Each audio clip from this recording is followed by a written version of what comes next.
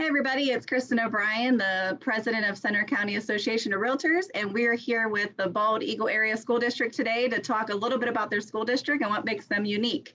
So I will let you guys introduce yourselves briefly, talk a little bit about, maybe who you are, what you do before we kind of get into it. Okay, my name is Scott Graham. I'm the superintendent of Bald Eagle Area School District. I just started on June 1st of last year, right as the pandemic was 3 months in, and so it's been an interesting year. It was an interesting start. I've been a superintendent for 16 years in 3 districts. And I've also been in education for 30 years.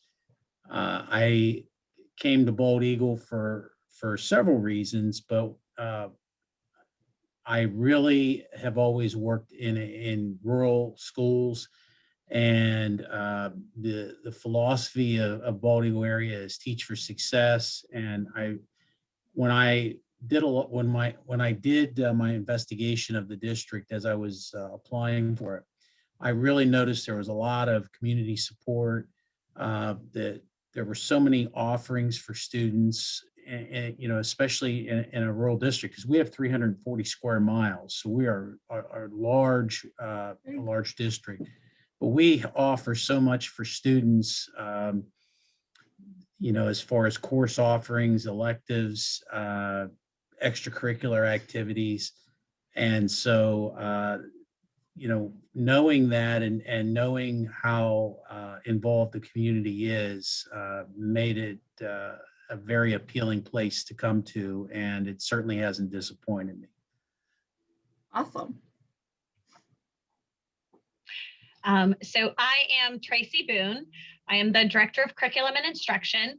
I work K through 12, covering all of the content areas, all of the different disciplines. So a very large encompassing job, but also very exciting because I get to see that process from the very, very little ones first coming into the district to as they progress throughout, elementary school, middle school, and then to see them graduate and then enter the workforce and go on to other college and career readiness adventures.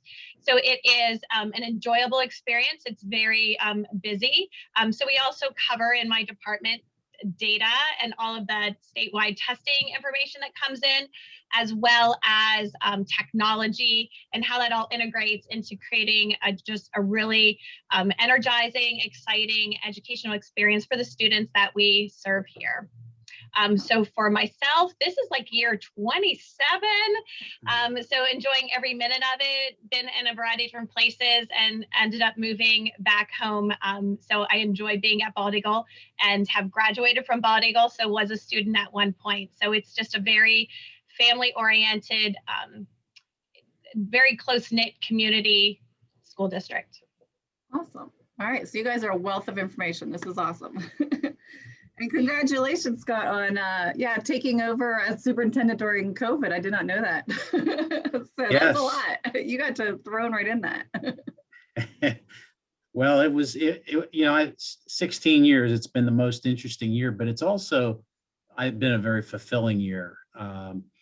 And it like I said, Bald Eagle has been such a supportive place, and people have made me feel right at home right away. So that certainly has helped. I have a great administrative team and a great staff, and we have parents that are very supportive, and so it has just been a real supportive community, and they've welcomed me. So it's been an easy transition considering we're in the middle of a pandemic. Yeah. Well, and I think you guys already started to answer my first question. So the first question I kind of wanted to ask you guys is, what do you think your school district's culture's like? Like, what's the mission with a philosophy? Like, what do you guys think, when it comes to your school district, the answer to that is? Well, for me, it's the number of opportunities that we offer students from K all the way up through 12. Whether it's AP courses, dual enrollment courses. If students take courses in middle school, high school courses in middle school, they get high school credit for that. So that allows them more flexibility when they're in high school. The elementary schools are, we'll talk a little bit more about those in a bit, but they're very small elementary schools. So there's, there's a low, and for most classes, there's a low student to teacher ratio. So students, technology wise, we have more than one technology for our students. So we have a lot to offer for a district that, for typically rural districts struggle to offer those types of programs. In a Bald Eagle, we're really proud that we have so many different opportunities, learning opportunities for students. Awesome. Yeah. So I'll just add a few things to that. One of the pieces that we really think about as an administrative team and working with teachers and students is what is best for the students that we have within the district. So we are willing to really take a look at what interests kids have, what desires they have for different courses, while meshing those with what the expectations are in career and business areas to make sure that we prepare students in the best ways possible. So we are not opposed to offering other types of activities for students because they might have an interest in that area. So that could be clubs, organizations, sports, along with the coursework. So really looking at generating that well-rounded student that has things on their schedule, courses on their schedule, activities after school that want them to come to school, to be a part of that school community, to know that they're welcomed and that we're trying to provide for them in the best way that we can. So we are supportive in those ways. We also offer some other types of programs in our schools, which really support students in their growth. One of them being the positive school-wide behavior support, where we're really focusing on doing things in the way that things should be done and giving kids credit for doing all those great things that they do. So we have that system in place from K through 12. So all of the students have that understanding of what does it take to be a contributing member to that school society, school community. So we foster that from K up through 12th grade. We also are very data-driven school. So we are monitoring students consistently. How are they doing in their classes? How are they doing grade-wise? And if we start to notice that they need additional supports, we're there to take that on right away to make sure that students can keep pace with their peers and that they don't experience many of those frustrations and struggles that sometimes happen when something is left to go for too long. So we really do want, we think of all those students as our own students and wanting to make sure we do the best for them in whatever capacity that might be. Awesome. Yeah, so it sounds like you guys are really involved. I love Yes. it. And and kind of going where like that, the next, not really question, but like, how's the school makeup? Kind of like what you touched on a minute ago, like, between how many elementary schools, middle schools, like what's that all look like? We have 4 elementary schools, and then we have a middle school and high school that is in the same building. They're separated, but a lot of our 7th and 8th graders will take some high school courses, so they will be taught by high school teachers. One of the things that really attracted me, and one of the things that's really unique to Bald Eagle area, is we have 4 small elementary schools. Our largest elementary school has about 350 students, but we have 3 elementary schools that have less than 120 students. 2 of those have less than 100. You just don't see that anymore. Most school districts have consolidated their schools. We still have the small schools where we have 89, 90 students for K-5 in a school. And that really attracted me to the district because those schools are really the centers of their community, as our high school is really the centers of all of our communities. The elementary schools are the center of their small towns that they're in, and we are so large that if we had just one elementary school or even 2, students would have to travel a great distance. So being able to still offer that small school atmosphere to me really sets us apart because I don't, I've been in rural schools for 30 years. I don't know of any other district that has the number of small elementary schools that we do in the state of Pennsylvania. Yeah, I didn't even realize that. Shame on me. That's why we're here. We're educating. Tracy, do you have anything to add about the school makeup, the general mission, culture, anything else? Not really. I think we touched on a lot of those pieces, and I think we're just going to keep coming back to those same things. It's that culture of, belonging, and that kind of close-knit, almost family type orientation that we try to foster with the students and with our faculty and staff. Well, and I think you guys already started to answer my second question, which was, how do you guys distinguish yourself from other school districts, and what are you guys most proud of? So I got the small elementary schools because of this geographically how you guys are spread out. You're able to service your communities in their communities. What other things do you guys think make you stand out? Trace, you want to take this first? Yeah, I can take this first. I think one of the things that would be surprising, given the size of our buildings and just the general makeup of our district, is how much technology and resources that we provide for the students. So we are one-to-one Chromebooks. Every classroom has Promethean boards. We offer top-notch other resources for our STEM classes, for engineering classes, for many of our industrial technology type classes. So we are naturally kind of pushing forward in that technology realm. So our students have those skills to go out into the community and to be those contributing members to, the larger society as a whole. So that technology piece is huge. So I think if people walk through our buildings, they would be surprised to see how much is in there, packed into that little tiny school. And that's across all of the buildings.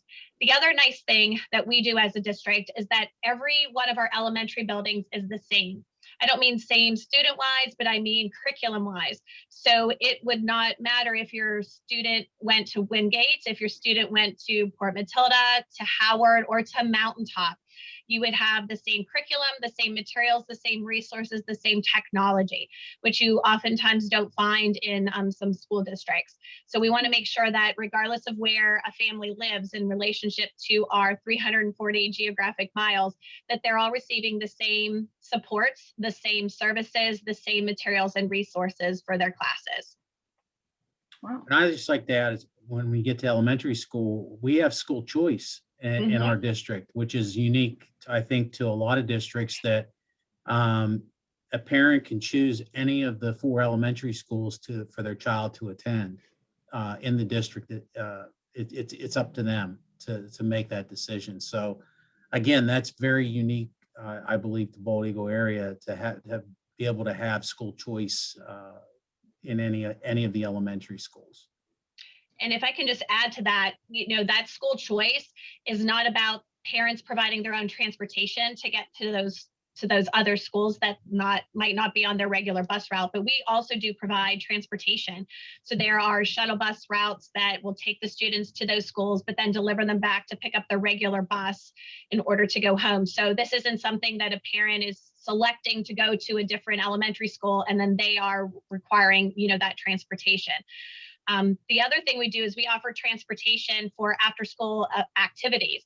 So students participating in sports or clubs, we do run a separate set of buses in the evening so that they can come home from football practice, from track practice, from basketball practice, and not have the parents need to come and, drop them off or pick them up. They stay right after school, and then the buses take them home again in the evening. Maybe this is why there's never homes for sale in your school district, because nobody wants to leave. You're selling me 100%. No, I'm just kidding. Well, it's true. It's hard to find homes for sale. I wish that there were more, but if you can find a home, snatch it up, because they are hard to find in our district. Yeah, for sure. Yeah, I have people that want to be in that area, and there's just never. It's not like. There's not turnover there. So it's interesting. Okay. Anything else? I think that's really great information on that one. think I'm good. I'm good. All right, so my next one is, and we get this as realtors all the time. So, where should relocating parents or people that are, maybe bringing their kids into the school district, where should they start to start learning information about your school, the programs, different things like that? Like, what's a good resource that we should send the clients to when it comes to your school district? Well, Tracy's an excellent resource if you want to know all about the curriculum and all the offerings. I mean, she's the go-to person at the central office. Certainly, I am also very much willing to talk to and meet with parents. Also, in a typical year, parents pretty much at will could go out to the schools, but even during the pandemic, if parents wanted to arrange a visit with to visit a school, we've done that, and they can contact the school's principal, and we'll make arrangements so that they can come out and visit the school, and so that they can get a feel for what we offer. But we have, we're proud of our district, so I mean we also have a newsletter that goes out to every community member twice a year. And those newsletters, I can send you some, Kristin, so that you can have those if people were interested in our district. That kind of gives you the nice thing about it is it's really centered on kids and kids' accomplishments and what's going on in the district. So it does keep our residents who may not have children in the school district apprised of what we're doing in the schools. But it is also a good resource for people considering moving into our district, because it does give a kind of a nice overview, and it's really professionally done, and it's like I said, a really nice resource to have. So absolutely, anybody interested in our district, certainly we would make arrangements for them to come to the school. But Tracy is definitely the person to go to if you want to talk curriculum or anything. I mean, she has such a history here in the district. I often use her. She's a wealth of knowledge, so she's definitely a person to contact. And they can just reach out to you guys directly. Like, you're totally okay with that? Yep. Absolutely. So we're very open and welcoming in that manner too. And even if they contact somebody else, so say they contact one of the elementary schools, if they contact the high school, if they call a different number that they happen to find in the phone book, we all work very closely together. So they will get directed in the right path, or someone will be able to transfer them. So we're all very welcoming and, desire to have those conversations with people, because that's how we build those relationships. So it's very important. Awesome. We also do have our own Facebook accounts. We do those sorts of things, and our website. So those are also good places to go to. We do post a lot of activities and functions, events, just happenings in the school on that Facebook site. So those would be places sometimes if they want to check us out before they formally call, have a little bit of an idea, they're more than welcome to do those as well. Perfect. A lot of school districts don't keep their Facebook and web pages updated. We definitely do. And when I was applying for the job, the Facebook page was quite helpful for me to get to know and understand the district, because there was a wealth of knowledge in there, and there was so much about kids, activities that involve kids. We put everything on that Facebook page, so it really is a wealth of knowledge if you want to get to know the district a little bit better. Perfect. Okay, and I have one more question. I'm going to ask it. So COVID.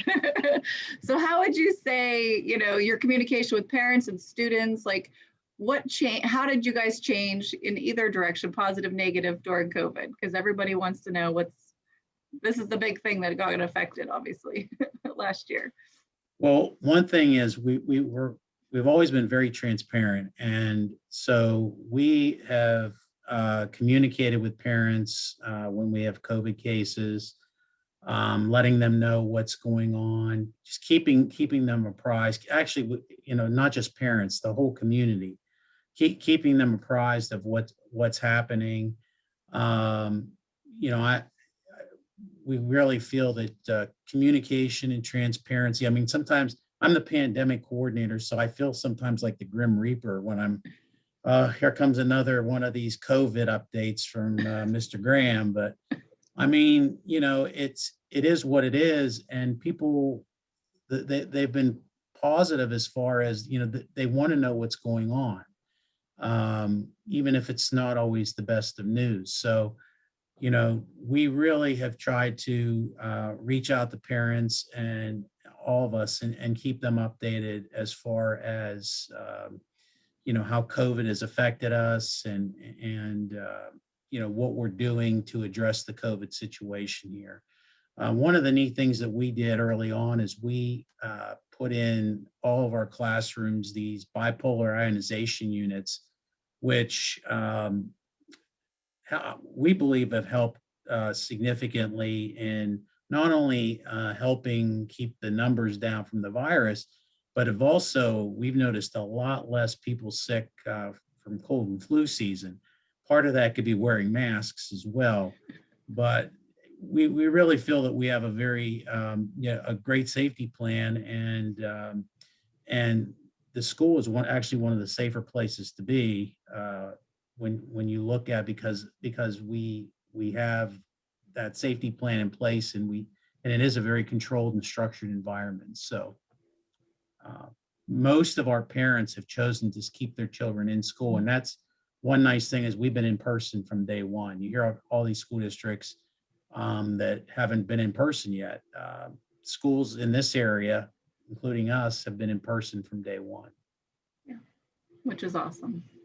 Yeah, it's awesome. And, you know, that's a huge testament too to our families. So as we're communicating with them and kind of sharing what some of those health and safety concerns that we have, you know, if your child is sick in any way, you know, if they have the sniffles or if they have a sore throat, you know, our parents did a wonderful job of keeping students home so that we could keep school open. So, you know, it's kind of working all together that we're able to do that. And we are quick to communicate, you know, as Mr. Graham had mentioned several times, but we also would communicate in a variety of different ways. You know, parents will receive phone calls. We also send like text messages, emails. So they're getting information in a variety of sources so that it works best for families as to how they want to access the information that we're sending out on a regular basis. Yeah. Yeah, I think sometimes communication is key. If you're communicating, everybody's more calm, they're more understanding, they're willing to pitch in, at least on our side when that was happening. I mean, we were locked out of houses. We weren't even allowed to physically go into anybody's home for good reason, but it was just a lot of communication with people to try to, you know, overcome some of those challenges. Absolutely. Yeah. It's a key. I mean, even non-COVID times, it's key, but especially during COVID times. Yeah. Well, awesome. I feel like I've learned a lot. And I mean, the whole purpose of this is I really want homeowners and just our local community to really, we have amazing school districts, and I feel like everybody has their own little, you know, their own differences and the strengths. So I think that really came across. Is there anything else you guys want to, you know, share that we didn't touch on? I mean, without getting too into the weeds, I know there's a lot of really good stuff. I'm going to check out the website for sure. I mean, you know, I think what Dr. Griffiths said it best, that you know, all of the districts are kind of like ice cream, and it just depends on the flavor that you like. You know, I think we have a pretty good flavor here at Bald Eagle area. So I think he hit the nail on the head, though. The districts in Center County are really good school districts, and but Bald Eagle area, you know, to me, it really is a special place, and it really does have that family atmosphere. And I think that anybody coming here immediately picks up on that and feels that they feel safe and they feel secure and they feel supported. Awesome. Well, thank you both for coming and doing this with me. And hopefully maybe this is something we'll do every year, who knows, but okay. And that's it. So thank you all out there for watching our video, and I hope you enjoyed it. Thank you.